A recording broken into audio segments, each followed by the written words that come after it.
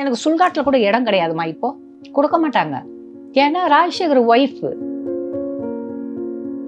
அந்த ஒரு சாகும்போது அந்த எண்ணெய் வச்சு குட்பாட்டுவாங்களா அந்த காலடியில், அன்றைக்கி மட்டும்தான் அவங்க வந்தாங்க. என் வீட்டு ஃபேமிலி, மாமியார் வீட்டு ஃபேமிலி, வேறு யாருமே வரல.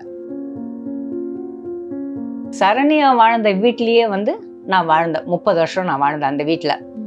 ஆனால் என்னை பொறுத்த அளவுக்கு எந்த குறையும் கிடையாது. ராஜசேகருக்கும் எனக்கும் எந்த குறையும் கிடையாது. கரெக்டாக 10 மணிக்கு சத்யா ஷூட்டிங் போயிட்டு வரோம். 11 மணிக்கெல்லாம் எனக்கு நெஞ்சு வலிக்குதுப்பான்னாரு. சரி, நான் என்ன பண்ணேன்னா திடீர்னு நெஞ்சு வலிக்குதுன்றாரு. அது ஒன்றும் இல்லை, கேஸ்ன்னு சொல்லிட்டு சுடு தண்ணிலாம் வச்சு சாப்பிட்டுக்கிட்டுருந்தேன். கரெக்டாக மணி 12 நெஞ்சு வலி அதிகமாகிடுச்சு அவருக்கு, மூச்சு விட முடியல. அதுக்கப்புறம் ஹாஸ்பிட்டல் போனோம். ஹாஸ்பிட்டலுக்கு போய் போட்ட பிறகு 12 மணிக்கு என்கிட்ட காசு கேட்குறேன். என்கிட்ட காசு இல்லை, இருக்குது பேங்க்கில். ஆனால் அப்போல்லாம் ஏடிஎம் எல்லாம் கிடையாது. இப்போ தானே ஏடிஎம்ன்றதே உங்களுக்கு வந்தது. இப்போ நான் சொல்கிறேன், நீங்கள் ட்ரீட்மெண்ட் கொடுங்க, என்ன இருக்குது நீங்கள் பாருங்கன்னா, மூச்சு விட முடியல, அது விட முடியல. அவர் துடிக்கிறாரு, அவர் அங்கேருந்தே கத்துறாரு, அங்கே படுத்துக்கிட்டே கத்துறாரு. அப்போ என்னப்பா என்னம்னு இவங்க அதை பார்த்துக்கவே மாட்டேன்ட்டாங்க. ஃபஸ்ட்டு பணத்தை கொடுங்க, நாங்கள் பார்க்குறோம். அந்த ஐசி வார்டில் கூட்டின்னு போயிட்டு எங்கே இவர் சேகர் அப்படின்னு நான் தேடுறேன். அவங்க என்ன சொன்னாங்கன்னா, இல்லை இருக்கிறாரு டாக்டருங்க. நான் சொன்னேன், 3 நாள் ஆயிடுச்சு, நீங்கள் அவரை காட்ட மாட்டேன்றீங்க. 3 நாளாக காட்ட மாட்டேன்றாங்க. நான் வாசலில் உட்காந்துட்டு இருக்கிறேன், ஐசி வார்டு வாசலில் உட்காந்துட்டுக்கிறேன். உள்ளே விட மாட்டேன்றாங்க என்னை. அந்த ஐசி வார்டில் கூட்டின்னு போனால் ஒரு நாளைக்கு 2 லட்சம் ரூபாய்.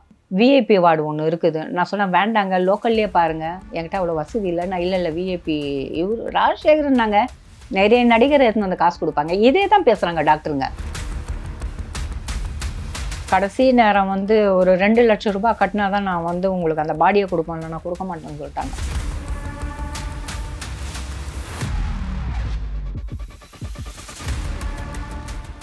வாவ் தமிழ் நேயர்களுக்கு வணக்கம். இன்னைக்கு நம்ம கூட இயக்குனர், நடிகரான ராஜசேகரின் மனைவி தாரா மேம் நம்ம கூட இருக்காங்க. வணக்கம் மேம். வணக்கம்மா.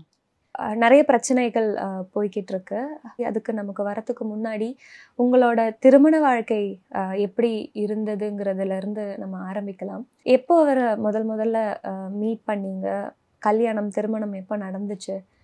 எனக்கு 95ல் கல்யாணம் நடந்தது. ஆனால் எங்களுக்கு லவ் மேரேஜ் தான். எனக்கு லவ் மேரேஜ் எப்படின்னா, சாரை நாங்கள் ஷூட்டிங்கில் அவங்க ஒய்ஃப் ஃபஸ்ட்டு சரண்யா அங்கே இருந்தாங்க. அவங்களையும் ராஜசேகர் சாரை பார்க்கறதுக்கு தான் நாங்கள் வந்தோம். அங்கே எங்கள் வீடு நொங்கம்பாக்கம், ராஜசேகர் சார் வீடு சேட்பேட் ஹாரிங்டன் ரோட் 16 அவென்யூவில் வந்தாங்க. இவங்கள பார்த்துட்டு நாங்கள் போவோம். அப்போ அப்படியே இருக்கோம், சாரை பார்ப்போம், பேசுவோம், கொள்வோம். அதெல்லாம் எனக்கு தெரிஞ்ச வரைக்கும் தப்பாக எங்களுக்கு ஒரு நடிகரை நாங்கள் பார்க்கறது ஒரு ஆசை. அதனால் தான் நாங்கள் பார்த்தோம். நாங்கள் அதுக்கப்புறம் என்னாச்சுன்னா, திரும்ப அவங்களுக்குள்ள என்ன பிரச்சனைன்னு தெரியல. அடுத்த தடவை போகும்போது அப்போ சார் சொன்னார், இல்லை எங்களுக்குள்ள பிரச்சனைம்மா, அந்த அம்மா வீட்டுக்கு போயிருக்கிறாங்க, அவங்களுக்கு உடம்பு சரியில்லை, ஹாஸ்பிட்டலும் வீடும் சுற்றிட்டு இருக்காங்க. அதுக்கப்புறம் வந்த பிறகு நீங்கள் பாருங்கள் அப்படின்னும்போது நான் சரின்னு சொல்லிட்டு வந்துட்டேன். அதுக்கப்புறம் திரும்ப போய் பார்க்கும்போது 6 மாதத்துலேயே அவங்களுடைய பிரச்சனை கொஞ்சம் அதிகமாகி டைவர்ஸ் பண்ணியிருக்கிறாங்க. அவங்க அந்த டைவர்ஸ் பண்ணது கூட எனக்கு சரியாக தெரியல. எனக்கு சரி வரலையே என்ன, நான் 2-3 தடவை நானே எங்களுடைய ஃப்ரெண்டுங்கெல்லாம் போய் கேட்கும்போது, இல்லைம்மா அவங்க வருவாங்க, அவங்க அம்மா வீட்டில் இருக்கிறாங்க, இதை தான் சொல்லிட்டு இருந்தார் அவர். அதுக்கப்புறம் அவர் 1 வருஷம் ஹாரிங்டன் ரோடில் தனியாக இருந்திருக்கிறாரு. அவங்க ஃப்ரெண்டுங்க கூடனா திருமுருகன், அந்த விக்ரம், அந்த சீரியல் ஆக்டிஸ் எல்லாமே இவர் ட்ரைனிங் கொடுத்த ஆளுங்க தான் எல்லாமே அவருக்கு. ராஜசேகர் சார் எல்லாருக்குமே நல்லா ட்ரைனிங் கொடுப்பாரு, நல்லா பண்ணுங்க அப்படின்றது ஒரு பாராட்டெல்லாம் கொடுப்பாரு. அப்படி இருக்கும்போது எல்லாமே ஃப்ரெண்டுங்க. அதில் அந்த ஹாரிங்டன் ரோடில் மட்டும் எப்படியோ ஒரு 10 பேர் 20 பேர் படுத்துக்கிட்டே இருப்பாங்க, கொள்வாங்க. அது ஒரு ஜாலியாக இருக்கும். அப்போவும் நான் சார் வந்துட்டாங்களா அப்படின்னு சொல்லிட்டு இவங்கள கேட்பேன் நான், மேடமை. இல்லை வரலம்மா அப்படின்னு சொல்லுவார். அதுக்கப்புறம் தான் அவங்க அம்மா கீழே ஒரு ஃப்ளாட்டில் இருந்தாங்க. மேலே ராஜசேகர் சார் வீடு, கீழே அவங்க அம்மா வீடு இருந்தது. இப்போ அவங்க அம்மா என்ன சொன்னாங்கன்னா, அவளுக்கு தான் டைவர்ஸ் கொடுத்தாச்சேடா, அந்த அம்மா வராங்க, என்ன ஏதுப்பாங்க, இல்லை முஸ்லீமாக இருக்கிறாங்கன்னொடனே நான் சொன்னேன், எனக்கு அந்த ஒரு விபரம் தெரியல அப்போ அந்த நேரம். எனக்கு நான் இவங்க இப்படி பேசுகிறாங்களே. ஒரு தடவை அவங்க அம்மா என்னை கூப்பிட்டு பேசுகிறாங்க, என் பையனை நீ அடிக்கடிக்கு பார்க்கறதுனால அசிங்கமாக இருக்குது, எங்களுக்கு பேர் கெட்டு போகுது, என்னான்றது பார்த்துட்டு கல்யாணம் பண்ணி வச்சிடலாம் அப்படின்னு சொல்லும்போது, அப்போ நான் அவங்க வீட்டுக்கு வந்துன்னு போயிருந்தேன். ஏன் ராஜசேகரை வந்து பார்க்கக்குள்ள வந்துட்டு வருவேன், பார்ப்பேன், போயிடுவேன். ஒரு நடிகரா அவரை பிடிக்குங்கிறதுனால பார்க்க போயிருந்தேன். ஆமா, இருந்தாலும் அவர் ஒரு சில நேரம் பார்க்கறதுக்கு ஒரு நடிகராகவும் இருக்கும். ஆனா அவர் பேசும்போது எனக்கு பயமாவும் இருக்கும். அந்த ஒரு சில கண்ணுங்களை பார்த்தாலே கொஞ்சம் பயம்தான் எனக்கு. அது போல இருக்கும்போது அதுக்கப்புறம் அவங்க அம்மா, அவங்க கூட போறவங்கலாம் என்ன சொன்னாங்கன்னா, நீங்க வந்துட்டு போயின்னு இருக்கிறதுனால வந்து எங்களுக்கு பிரச்சனையா இருக்குது. ஒரு டைம் வச்சு என்ன ஏதுன்னு சேகர் நீ கல்யாணம் பண்ணிக்கன்னு சொல்லிட்டு அவங்க அம்மா, அக்கா, தங்கச்சிங்கெல்லாம் பேசும்போது, சரிம்மா வேற பொண்ணு பாருங்க அப்படின்னும் போது, இல்லை இந்த பொண்ணு கொஞ்சம் உங்களுக்கு அடங்கியா இருக்கும், ஏன்னா படித்த பொண்ணெல்லாம் வேண்டாம், படிப்பில்லாத பொண்ணை வந்து புடி அப்படின்னோடனே அப்போ தான் வந்து எங்களுக்கு வந்து அவங்க அம்மா சொல்லி என்னான்றது. அப்போ நான் வந்துன்னு போயிட்டு இருக்கும்போது கல்யாணம் பண்ணி வச்சாங்க. டைவர்ஸ் ஆன பிறகு தான் நான் வந்துன்னு போயிட்டு இருந்தேன் ரொம்ப அதிகமாகவே. அப்போ வந்து கல்யாணம் பண்ணி அவங்க அம்மா எனக்கு, அவங்க அம்மா, அக்கா, தங்கச்சிங்க எல்லாமே சேர்ந்து தான் எனக்கு கல்யாணம் பண்ணாங்க. எல்லாம் ஆளுக்கு ஒரு நகை போட்டு அந்த நாணக்குழை, அதெல்லாம் எனக்கு முஸ்லீமில் தெரியவே தெரியாது. நாணக்குழை என்ன, பொட்டுன்னா அது எனக்கு தெரியாது. அதெல்லாம் போட்டு ஒரு கல்யாணம் ஒன்று பண்ணாங்க. கல்யாணம் பண்ணிட்டு ஒரு 3 வருஷமும் இன்னமும் ஆன பிறகு திரும்ப எங்கள் டைரக்டரு அந்த ராபர்ட்டு பெரிய டைரக்டருங்கெல்லாம் அந்த கேமராமேனுங்கெல்லாம் சேர்ந்து என்ன பண்ணாங்க, சார் நீங்கள் இப்படியே இருக்காதீங்க, ஒரு பார்ட்டி ஒன்று கொடுங்கன்னு சொல்லிட்டு ரிஜிஸ்டர் ஆஃபீஸில் வந்து நம்ம சென்ட்ரலில் ஒரு ரிஜிஸ்டர் ஆஃபீஸ் இருக்குது, அங்கே போயிட்டு ரெஜிஸ்டர் பண்ணோம். நாங்கள் ரெஜிஸ்டர் பண்ணும்போது ரிஜிஸ்டர் ஆஃபீஸர் என்ன சொன்னார்னா, ஒரு காப்பி வேண்டாம் 5 காப்பியாக வச்சுங்க, ஒன்று தொலைஞ்சாலும் ஒன்று இருக்கட்டும் சொல்லிட்டு ஒரு 4-5 காப்பி எங்கள் கையில் கொடுத்துட்டாங்க. நாங்கள் ரெஜிஸ்டர் பண்ணிவிட்டு சரண்யா வாழ்ந்த வீட்லேயே வந்து நான் வாழ்ந்தேன். 30 வருஷம் நான் வாழ்ந்தேன் அந்த வீட்டில். ஆனால் என்னை பொறுத்த அளவுக்கு எந்த குறையும் கிடையாது. ராஜசேகருக்கும் எனக்கும் எந்த குறையும் கிடையாது. அதே போல் அவங்க அம்மாவும் நல்லா என்னை பார்த்துக்கிட்டாங்க, அவங்க அக்கா தங்கச்சி எல்லாமே நல்லா தான் பார்த்துட்டு இருந்தாங்க. திடீர் நடுவில் என்ன நடந்ததுன்னு எனக்கு தெரியல. அதுக்கப்புறம் ஷூட்டிங் போவார். இவர் ஷூட்டிங் போகும்போது அவர் வந்து அசிஸ்டண்ட் வச்சுக்கிறது கொஞ்சம் கூச்சப்பட்டார். ஏன்னா ஒரு சில அசிஸ்டண்டை வச்சு பொருளுங்க போயிடுச்சு அவருக்கு. அதனால வந்து அசிஸ்டண்டை வைக்க மாட்டார். அவர் பொருளுங்கள் எதுவும் இப்போ ஷூட்டிங்கில் வந்து நகையை கைட்டுங்கன்னா அவர் எங்கே என்ன பண்ணுவார் அவரு? அப்போ ஒரு தடவை எடுத்துகிட்டு போயிடவா, அப்போ வந்து எனக்கு சொன்னார், நீ கூட வந்துடுப்பா, எனக்கு கொஞ்சம் டீ காஃபி கூட கஷ்டமாக இருக்குது, நீ கூட வந்தீங்கன்னா எனக்கு நல்லா இருக்கும்னும் போது நான் கூட போக ஆரம்பித்தேன். சீரியலுக்கு, ஏவிஎம் சீரியலு, எல்லாம் சீரியலுக்கு, படத்துக்கு. எந்த படத்துல இருந்து போக ஆரம்பிச்சிங்க? ரோஜா சீரியல் ஏவிஎம்ல எடுத்துட்டு இருந்தாங்க, கீதாஞ்சலி, ரோஜா, அதுலேருந்து நான் போக ஆரம்பித்தேன். போக ஆரம்பிச்சபோது வீடு வந்து சேட்பேட்டில் இருக்கும்போது இவர் ஷூட்டிங் போயிட்டாருன்னா என்னை கூப்பிட்டுருவார் ஃபோன் பண்ணி, மாமான்னா நான் போயிட்டு ரெடி பண்ணி எல்லாமே பண்ணுவேன். அதுக்கப்புறம் என்னாச்சு, மேக்கப் போடுறதுக்கு அவர் எனக்கு கற்றுக் கொடுத்தாரு, ட்ரைனிங் பண்ணார். அப்போ எனக்கு மற்றவங்க போடுறதோட நீ கொஞ்சம் மேக்கப் எப்படி போடணும்னு நீ கற்றுக்கோ அப்படின்னு. அப்போ எனக்கு வந்து மேக்கப் போட கற்றுக் கொடுத்தாரு. மேக்கப்புன்னா என்னான்றது கற்றுக்கோ, அடுத்தது வந்து இந்த சீனுக்கு என்ன ட்ரெஸ் போடணும் எனக்கு நீ கொடுக்கணுன்றதெல்லாம் கற்றுக்கணும் போது அவர் எனக்கு ட்ரைனிங் பண்ணவோ தான் அதுக்கப்புறம் நான் வந்து அவருக்கு மேக்கப் போட ஆரம்பித்தேன். மேக்கப் போட ஆரம்பிக்கும் போது அப்போ வந்து தெரியல, அந்த மேக்கப்காரங்க அந்த அவங்களாம் வந்து என்கிட்ட சண்டை போட ஆரம்பிச்சிட்டாங்க. நீங்கள் நான் கார்டை வாங்கினீங்களா, நீங்கள் எப்படி நீங்கள் வந்து சாருக்கு வந்து நீங்கள் அடிமையாக இருக்கிறீங்க, நீங்கள் எப்படி நீங்கள் சாருக்கு வந்து நீங்கள் மேக்கப் போடுறீங்க, எங்கள் ஈவினிங்லலாம் வந்து அப்படி கிடையாது, நீங்கள் எப்படி போடுறீங்க. ஆனால் அவருக்கு வந்து மேக்கப் மேனுக்கு வந்து நான் ஒய்ஃப்னு தெரியாது. Okay okay. அதனால் அவங்க பிரச்சனை பண்ண ஆரம்பித்தாங்க. அதுக்கப்புறம் வந்து நான் சொல்லிட்டேன், ஏங்க நான் ஒய்ஃப்னா. அதுக்கப்புறம் ராஜசேகர் சார்கிட்ட, சார் நாங்களாம் இருக்கும்போது நீங்கள் அந்த அம்மாக்கிட்ட எப்படிமே, அந்த அம்மா என் ஒய்ஃபியா அப்படின்னு சொல்லிட்டு அவங்கள சொன்ன பிறகு அதுக்கப்புறம் சமாதானம் ஆகிதான் எந்த ஒரு படத்துக்கோ சீரியலோ எங்கே போனாலும் ஃப்ளைட் டிக்கெட் அவங்களே எங்களுக்கு எடுத்து கொடுத்துருவாங்க. எனக்கு எடுத்து கொடுத்துட்டு எங்களை கூட்டின்னு போவாங்க. நான் வந்து போயிட்டு வந்துக்கிட்டு ஷூட்டிங்கில் எங்கள் படமோ சீரியலோ எங்கே போனாலும் அவர் கூட இருந்து நைட்டு 1 மணி ஷூட்டிங் முடிஞ்சதுனாலும் அந்த 1 மணிக்கு முடிச்சுட்டு வந்து வீட்டில் அவருக்கு டிஃபன் போட்டு கொடுப்பேன். ஏன்னா ஷூட்டிங் சாப்பாடை அவர் ஒத்துக்காது, சாப்பிட மாட்டாங்க அவங்க. அதே போல் டீ வேணும்னாலும் நான் போய் அவருக்கு டீ போட்டு கொடுப்பேன். நான் ஒரு பிரேக் ஒரு அரை மணி நேரம் 1 மணி நேரம்னாக்கா அந்த நேரம் அவர் தூங்க வச்சுட்டு நான் வந்து நிறைய பேர்கிட்ட பேசிட்டு வருவேன். நான் எனக்கு போர் அடிக்கும்ன்றதுனால நான் பேசிட்டு இருப்பேன். நான் எல்லாருக்கிட்ட ஜோக் அடிச்சு, எல்லா நடிகருங்கெல்லாம் தெரியும் எனக்கு, பேசிட்டு இருப்போம். அதெல்லாம் எனக்கு பிரச்சனையே எனக்கு தெரியல. அது ஒரு பொழுதுபோக்கும் எனக்கு இருந்தது. 2வது எனக்கு குழந்தை இல்லைன்னு ஒன்றையும் எனக்கு அதில் ஒரு சந்தோஷம் கிடச்சிது. நான் வந்து ரொம்ப சந்தோஷப்பட்டது, நான் இவர் வந்து கல்யாணம் பண்ணிக்கிறதுனால நான் வந்து சந்தோஷப்பட்டேன். நான் இல்லைன்னு சொல்ல மாட்டேன். ஏன்னா அவங்க வீட்டுக்கும் என்னை அனுப்ப மாட்டார், என் வீட்டுக்கும் எங்கேயுமே அனுப்ப மாட்டார். அந்த 30 வருஷமாக என் வீட்டுக்கும் அனுப்பாத, அவங்க வீட்டுக்கும் அனுப்பாத அப்படியே இருந்தாங்க. அவங்க வந்து இவர் வீட்டில் இருந்து கொஞ்சம் குடும்பம் பண்ணிக்கிறது, எல்லாம் கூட்டு குடும்பம் தான் இருந்தது. அது ஒரு சந்தோஷமாக இருந்தது. நடுவில் வந்து என்ன அவங்க அப்பாவுக்கு எங்கள் வீட்டுக்காருக்கு என்ன பிரச்சனைன்னு தெரியல நடுவில். அக்கா தங்கச்சிங்கள ஒரு சண்டை நடக்கும் இல்லையா நடுவில், என்ன நடந்ததுன்னு தெரியல. ரெண்டாவது வந்து அந்த சண்டையில் நான் கலந்துக்க மாட்டேன். ஏன்னா திடீர்னு வாயை விட்டுருவாங்க, நீங்கள் வந்து ஆண்டி நீங்கள் எங்கே இருக்கணுமோ அங்கே இருங்கன்னு சொல்லுவாங்க. அதனால வந்து நான் எதுவுமே கண்டுக்க மாட்டேன். சண்டை போட்டுக்கினாலும் போட்டுக்கிட்டோன்னு விட்டுருவேன் நான். அப்படி இருந்தது தான். அதுக்கப்புறம் அவங்க அம்மா என்ன சொன்னாங்கன்னா, உங்ககிட்ட நான் இருக்க மாட்டேம்மா, நான் தனியாக போகிறேன்னு சொல்லிட்டு தனியாக போனாங்க.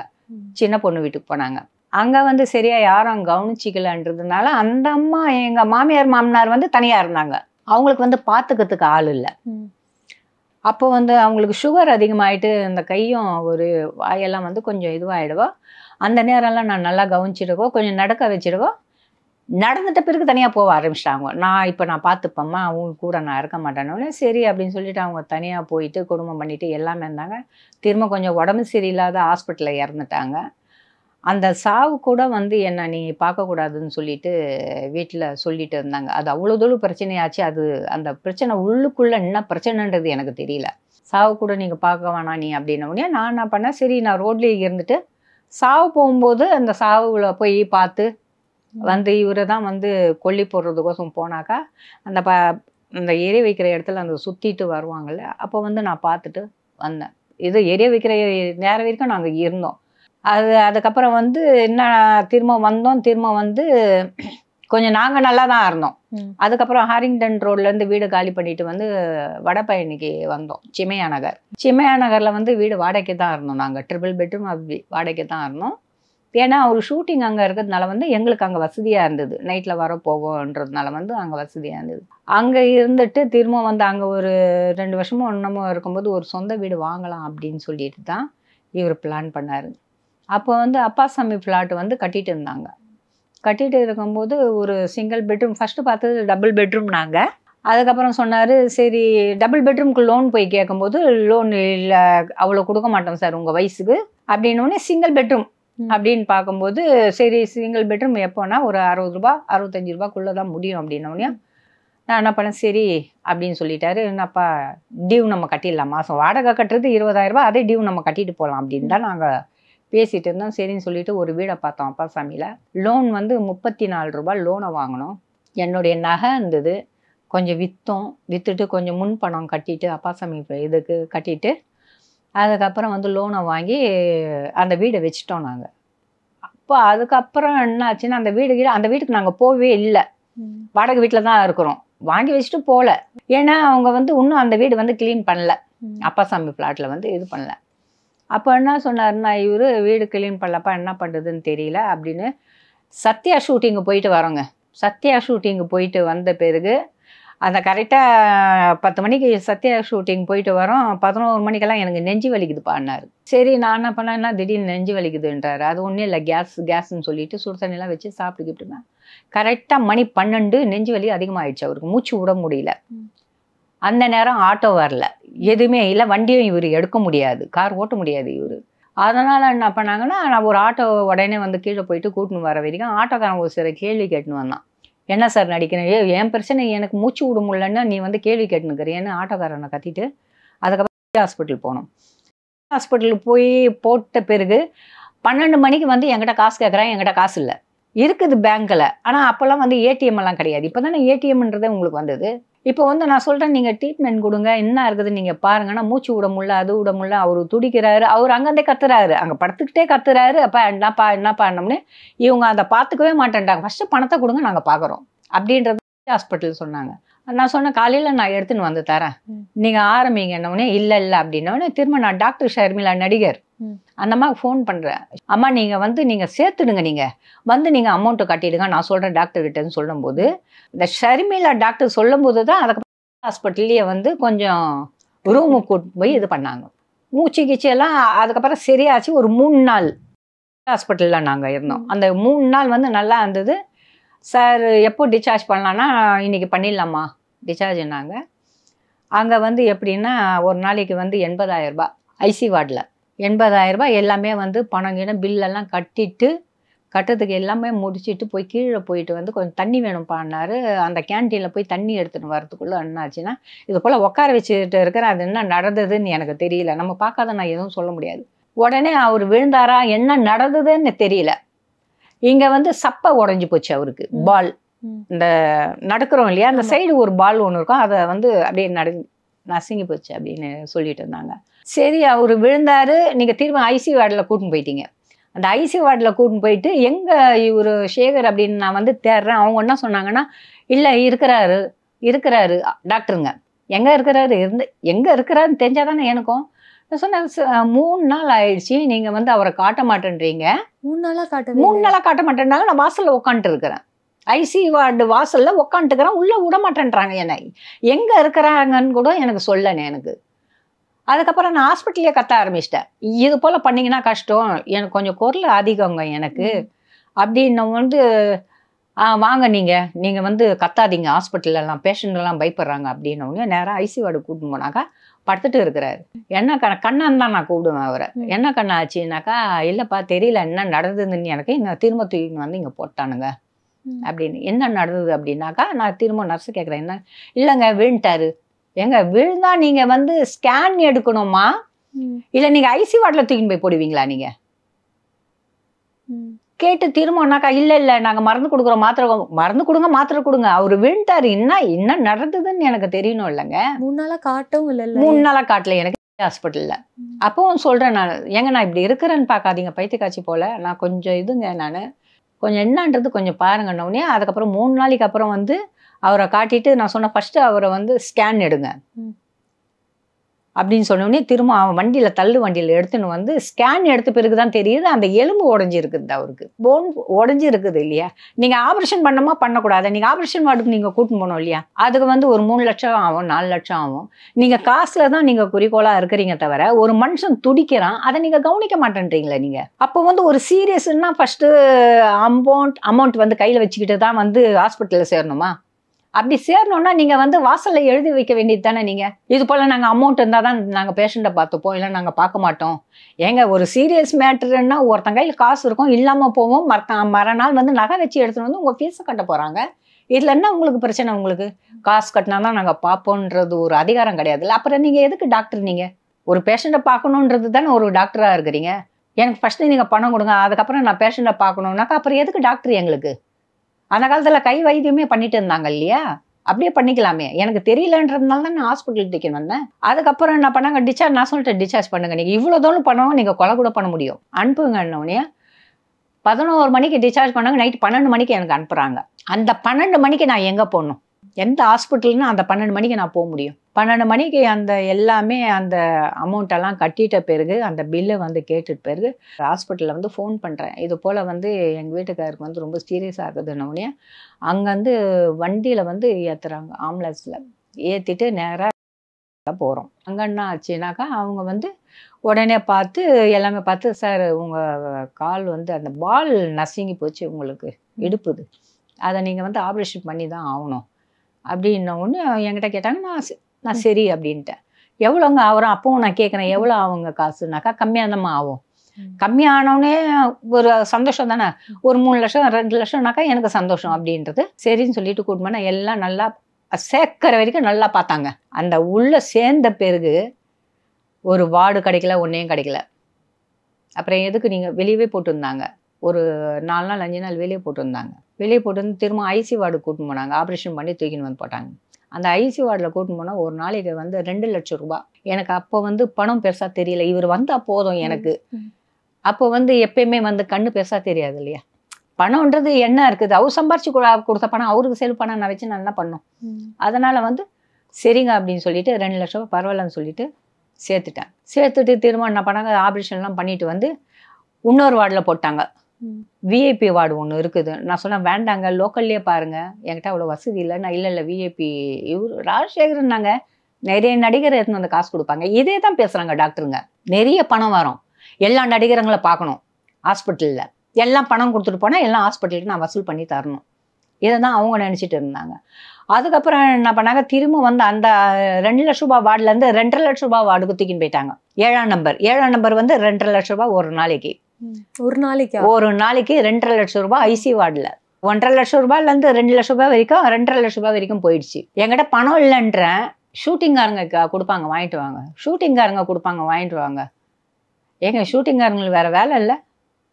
இவர் ஹாஸ்பிட்டலில் இருக்கிறான்னு எல்லாம் எடுத்து வந்து கொடுத்து டாக்டருங்களுக்கா கொடுப்பாங்க காசு? அவங்கவுங்க கஷ்டம் அவங்கவுங்களுக்கு தெரியுங்க. ஒரு ஷூட்டிங் நடிக்கிறது வந்து லோக்கல் ஆளாலும் சரி நல்லவங்களாலும் சரி அதில் எவ்வளோ வருமானம் இருக்கும், எவ்வளோ கஷ்டங்கள் இருக்கும், ஷூட்டிங் இருக்கிறவங்களுக்கு மட்டும்தான் தெரியும், எதிராளிங்களுக்கு தெரியாது. இப்போ ஒரு ஹாஸ்பிட்டலுக்கு போகிறோன்னா ஒரு நர்ஸ் இருக்கிறாங்கன்னா அந்த அம்மாவுக்கு எவ்வளோ கஷ்டம், எவ்வளோ அந்த ஆப்ரேஷன் வார்டில் நிற்கணும், எவ்வளோ டயர்டாகும் அந்த அம்மாவுக்கு தான் தெரியும், எங்களுக்கு தெரியாது. எங்களுக்கு வந்து கத்த தான் தெரியும், நர்ஸுங்களை பிடிச்சி திட்டுவோம் நாங்கள். ஆனால் அந்த கஷ்டம் அந்த அம்மாவுக்கு மட்டும்தானே தெரியும். அப்போ அந்த ஷூட்டிங் ஆளுங்களுக்கு மட்டும்தானேங்க அந்த கஷ்டம் தெரியும் என்னன்றது. அது அவங்களுக்கு தெரியல. கை கால் போயிடுது. நல்லா பேசணும், ஒரு திடீர்னு வந்து இந்த கையை கட்டி இப்படி கட்டிடுவாங்க. கையில் 2 கையில் கட்டிட்டா எப்படி சாப்பிடுவார்? 2 காலை கட்டிடுவாங்க, ஃபுல்லாக ஏசி போட்டுருவாங்க. நாங்கள் உள்ளே போய் நிற்கக்கூடாது, ஒரு 2 நிமிஷம் கூட நிற்கக்கூடாது. அவ்வளோ ஏசியில் எங்களால் நிற்க முடியாது. ஏன்னா அவங்களுக்கு மெடிசன் கொடுத்துட்டு அவங்களுக்கு தாங்குகிற சக்தியை அவங்க கொடுத்துருக்குறாங்க. எங்களுக்கு அங்கே வந்து நிற்க முடியாது. அந்த அளவு அப்படி பண்ணிவிட்டு அதுக்கப்புறம் வந்து எத்தனை நாள் நான் அந்த ஹாஸ்பிட்டலில் பட்டினியாக இருந்திருப்பேன். நான் ஒண்டியாக அந்த ஹாஸ்பிட்டலில். எனக்கு வந்து சொந்தங்கள் கிடையாது. ஏன்னா ஒரே ஒரு காரணம், இவருக்கு வந்து நான் லவ் மேரேஜ் பண்ணன்றது. எனக்கு சுல்காட்டில் கூட இடம் கிடையாதுமா. இப்போது கொடுக்க மாட்டாங்க. ஏன்னா ராஜசேகர் ஒய்ஃபு.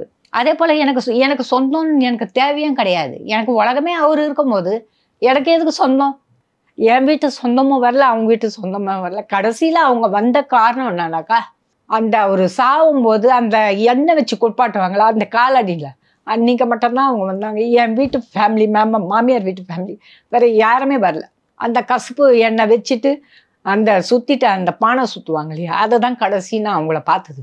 அதுலேருந்து நான் இன்னும் யாரையுமே பார்க்கல. இன்ன வரைக்கும் உங்களுக்கு துணையாக கூட யாருமே கிடையாது. நான் தனியாக தான் இருக்கிறேன். அந்த தனியாக இருக்கிறதுனால தான் வந்து இந்த பேங்க்காரங்க அவ்வளோ டார்ச்சர் பண்ணுறாங்க. காசு இல்லாத நிலமெல்லாம் இருந்திருக்கும் போது இந்த திருமண வாழ்க்கையில் எப்பயாச்சும் அந்த மாதிரி ஸ்ட்ரகிள்ஸ் இருந்திருக்கா? இருந்ததுங்க.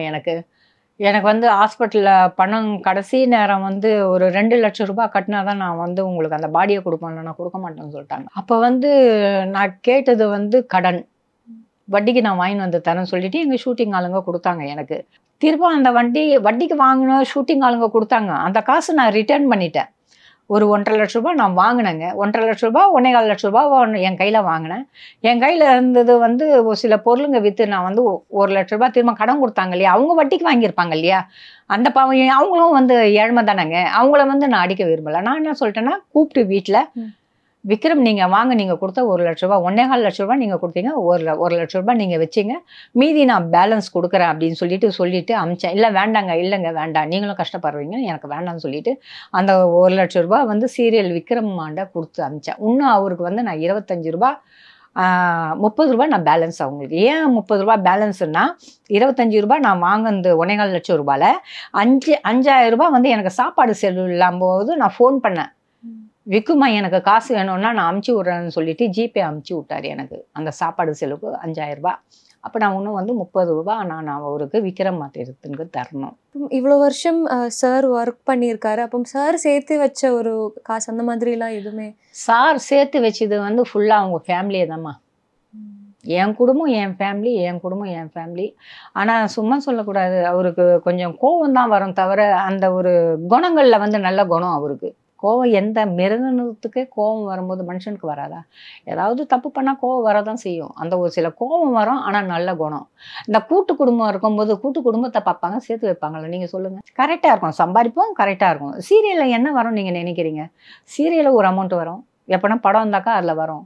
அதில் வந்தால் கூட 1 ரூபாய் எடுக்க மாட்டார் ராஜசேகர்ன்றவர். 1 ரூபாய் எடுக்க மாட்டார். அவர் சம்பாதிக்கிற காசு ஃபுல்லாக என்கிட்ட தான் வரும். அந்த லட்சம் வந்தாலும் சரி என்கிட்ட தான் வரும், 1000 வந்தாலும் சரி என்கிட்ட தான் வரும். அந்த ஃபுல் காசு என்கிட்ட கொடுத்துட்டு அந்த 10 ரூபா கேட்பாரு. அந்த 10 ரூபா எதனால் கேட்பாருன்னா, நியூஸ் பேப்பர் வாங்கணும்ப்பா, அந்த 10 ரூபா கொடு, நான் பேப்பரை வாங்கிட்டு வரணும். அந்த காசு சம்பாதிக்கிற காசு ஃபுல்லாக என்கிட்ட கொடுப்பாரு. அதை கரெக்டாக நான் செலவு பண்ணுவேன் நான். ஏன்னா அவருக்கு சிகரெட்லேருந்து தண்ணி சாப்பிட்ற பழக்கம், சிகரெட்டு தண்ணி அவருக்கு என்ன தேவையோ எல்லாமே அவருக்கு ரெடியாக இருக்கும். அவர் கேட்ட போது இல்லைன்னு நான் சொல்ல மாட்டேன். டிஷ்யூ பேப்பர் முதலாந்து இருக்கும், மேக்கப்லேருந்து எல்லாமே அவருக்கு ரெடி பண்ணி வைப்பேன். கரெக்டாக இருக்கும். அவர் வருமானம் கரெக்டாக இருக்கும் எங்களுக்கு, சாப்பிட கொள்ள எல்லாமே. திருமணத்தில் நம்ம குழந்தை வேணாம்ங்கிற ஒரு முடிவை எடுக்கிறதுங்கிறது ரொம்பவே ஒரு ஸ்ட்ராங்கான ஒரு முடிவு. அது அப்படி வேணாங்கிற ஒரு முடிவு எடுத்த 2 பேருமே சேர்ந்து எடுத்த ஒரு முடிவு தான். இல்லைம்மா, அப்படி கிடையாது. அவருக்கு எப்படின்னா, டாக்டர் சொல்லிட்டாங்க ரொம்ப தண்ணி அடிச்சு அடிச்சு எல்லாமே வீக் ஆயிடுச்சு, கொஞ்சம் குழந்தை தங்கறதுக்கு கஷ்டம் அப்படி, நீங்கள் டெஸ்ட் பேபி அப்படின்னாங்க. இவரு என்ன சொல்கிறார், வேண்டாம் எங்கள் வீட்டில் யாருமே ஒத்துக்க மாட்டாங்கப்பா, கொஞ்சம் நஞ்சம் பேசுறது கூட உன் வாழ்க்கை நாசமாயிடும், வேண்டாம் அப்படின்ட்டாரு. சரி அவர் சொல்கிறாருன்னா ஒரு சில அர்த்தங்கள் எனக்கு தெரியும், ஏன்னா அவர் எதனால் சொல்கிறாருன்றது தெரியும், அதனால வேண்டான்ட்டோம். அதுக்குன்னு நான் செலவு கூட பண்ணியிருக்கிறேன். ஜிஜி ஹாஸ்பிட்டல் போயிருக்கிறேன், கூட்டு போனார் என்ன. அதுக்கப்புறம் அவங்க சொல்றதெல்லாம் பார்த்துட்டு நம்ம ஹாரிங்டன் ரோட்ல ஒரு ஹாஸ்பிட்டல் இருக்குது, எதுக்குன்றது இதுக்கு டெஸ்ட் பேபின்னு சொல்லிட்டு அதுக்கு வந்து ஒரு 3-4 லட்சம் ரூபாய் செலவு பண்ணேன். அதுக்கப்புறம் இவங்க குடும்பத்தில் என்ன பேசுனாங்கன்றது தெரியல, வேண்டாம் இதோட விட்டுரு, எங்கள் வீட்டில் யாருமே வேண்டான்றாங்க, மற்றவங்க குழந்தை வேண்டாம் நாங்கள் சேர்க்க மாட்டோன்றாங்கன்னொடனே அதுலேருந்து எல்லாமே அந்த ஹாஸ்பிட்டல் செலவே நாங்கள் விட்டோம். திருமண வாழ்க்கையில் நீங்கள் சொன்னீங்க நான் நல்லா தான் வாழ்ந்திருக்கேன்னு சொன்னீங்க, வீடு லோன் எடுத்து வீடு கட்டியாச்சு, ஆனால் இப்போது ஒரு நடுத்தெருவில் நிற்கிற மாதிரி ஒரு நிலைமை வந்திருக்கு. அது சொல்ல முடியுமா, எப்படி பேங்க்ல இருந்து என்ன மாதிரி பேசுகிறாங்க? லோன் வந்து 34 ரூபாய் லோனை வாங்கினோம், ஒரு 4-5 டியூ கட்டணும். நாங்கள் கட்டின பிறகு அதுக்கப்புறம் வந்து